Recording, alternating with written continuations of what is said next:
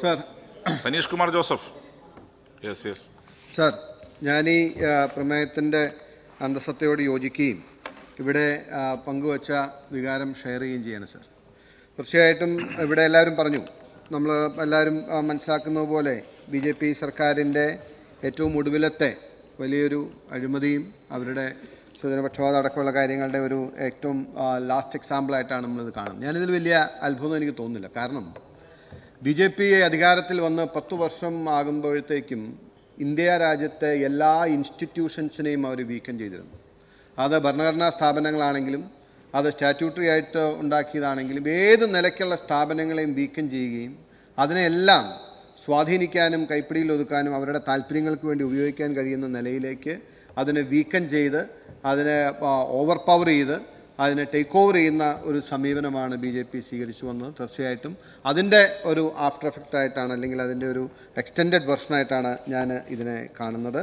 തീർച്ചയായിട്ടും ലക്ഷക്കണക്കിന് അല്ലെങ്കിൽ കോടിക്കണക്കിന് കുട്ടികളുടെ ഭാവി പോലും തുലാസിലാക്കുന്ന, അല്ലെങ്കിൽ അവരെ വലിയ ഒരു അരക്ഷിതാവസ്ഥയിലേക്ക് തള്ളിവിടുന്ന നിലയിലാണ് ഇത് കൈകാര്യം ചെയ്യപ്പെട്ടിട്ടുള്ളത്. പക്ഷേ ഇപ്പോൾ ഞാൻ തീർച്ചയായിട്ടും അങ്ങ് ഈ ഒരു വിഷയം ചർച്ചയ്ക്ക് എടുത്തതിനെ ഞാൻ അഭിനന്ദിക്കുകയാണ്. കാരണം ഇതുപോലെ പൊതുവായിട്ടുള്ള വിഷയങ്ങൾ നമ്മൾ ചർച്ച ചെയ്യേണ്ടതുണ്ട്. അപ്പോൾ ഇവിടെ ഞാൻ പറഞ്ഞ കാര്യങ്ങൾ ആവർത്തിക്കാൻ ആഗ്രഹിക്കുന്നില്ല. പക്ഷേ ഇന്ന് കേരളത്തിൻ്റെ നിയമസഭ ഈ വിഷയം ചർച്ച ചെയ്യുമ്പോൾ ഇത് കാണുന്ന കേരളത്തിലെ ജനങ്ങൾ, കേരള സമൂഹം ആഗ്രഹിക്കുന്നത്, നമ്മൾ ഇതിൽ നിന്നും എന്താണ്, what lessons we are going to learn, നമ്മൾ എന്താണ് ഇതുപോലുള്ള സാധ്യതകൾ നമ്മൾ മനസ്സിലാക്കിയ കാര്യങ്ങൾ കണ്ടു, നമ്മൾ എങ്ങനെയാണ് ഇതുപോലുള്ള ഇതുപോലത്തുള്ള സിറ്റുവേഷൻസിനെ, കോണ്ടെക്സ്റ്റിനെ അഡ്രസ്സ് ചെയ്യാൻ കഴിയുക എന്ന് പറഞ്ഞു. ഞങ്ങൾ സ്വാഭാവികമായിട്ടും ബൈബിളിൽ ഒരു വാചകമുണ്ട്, നമ്മളെല്ലാവരും പലപ്പോഴും കേട്ടിട്ടുള്ളതാണ്, പറഞ്ഞിട്ടുള്ളതാണ്, പാപം ചെയ്യാത്തവർ കല്ലെറിയട്ടെ എന്ന് പറയും.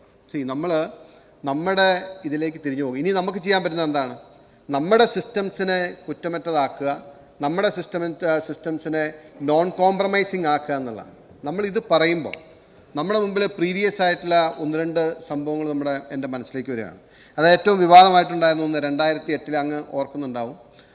ഇവിടെ കേരള യൂണിവേഴ്സിറ്റിയിലെ അസിസ്റ്റൻ്റ് നിയമനവുമായി ബന്ധപ്പെട്ട് നടന്ന അതൊരു പരീക്ഷാ തട്ടിപ്പാണ്.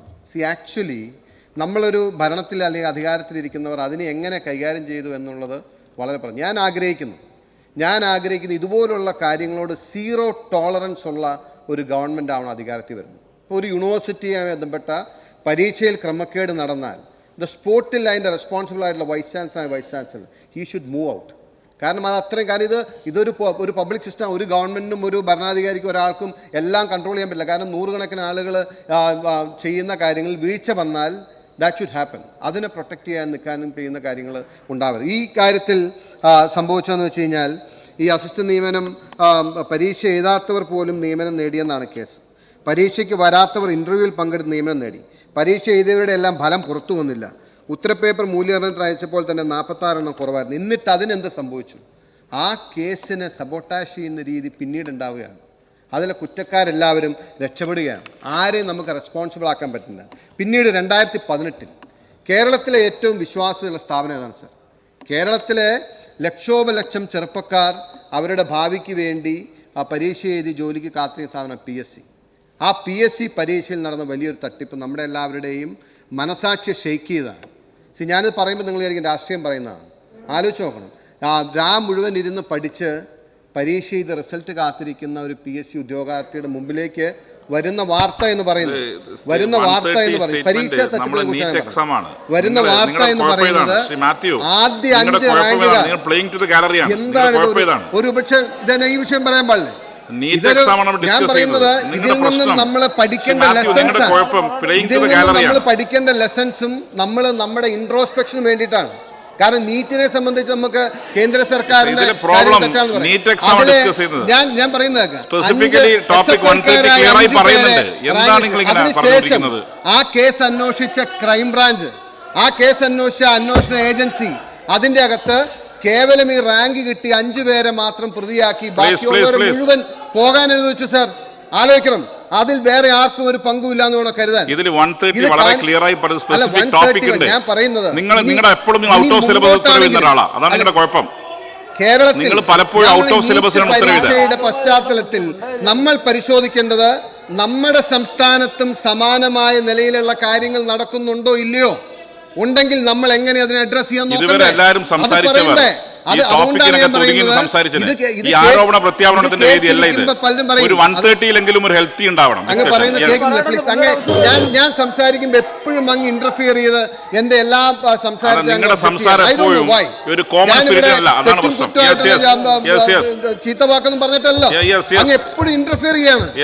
ഞാൻ പറയുന്നത് പരീക്ഷാ തട്ടിപ്പെന്ന് പറയുന്നത് ഏതെങ്കിലും ഒരു സ്ഥലത്ത് മാത്രം നടക്കുന്നതോ ഒരു സംഭവത്തിൽ ഒരു സർക്കാരിന് കീഴിൽ മാത്രം നടക്കുന്നതല്ല. we should learn lessons from this. കേരളത്തിൽ നടന്നിട്ടില്ലെന്ന് പറയാൻ കഴിയോ? കേരളത്തിൽ നടന്നതിന് നമ്മൾ എങ്ങനെ അഡ്രസ് ചെയ്തു? നമുക്കൊരു ഈ പ്രമേയം അവതരിപ്പിച്ചതും പ്രമേയത്തെ പിന്തുണച്ചവരും പരീക്ഷാ തട്ടിപ്പുകൾ എന്തിനാണ് ന്യായീകരിക്കുന്നത്? നിങ്ങൾ എന്തിനാണ് പരീക്ഷാ തട്ടിപ്പുകളെ ന്യായീകരിക്കുന്നത്? ഈ പ്രമേയം കൊണ്ടുവന്നവരും ഈ പ്രമേയത്തെ അനുകൂലിച്ചവരുമ്പോ അതിനെ ന്യായീകരിക്കുന്ന നിലപാട് ശരിയല്ല.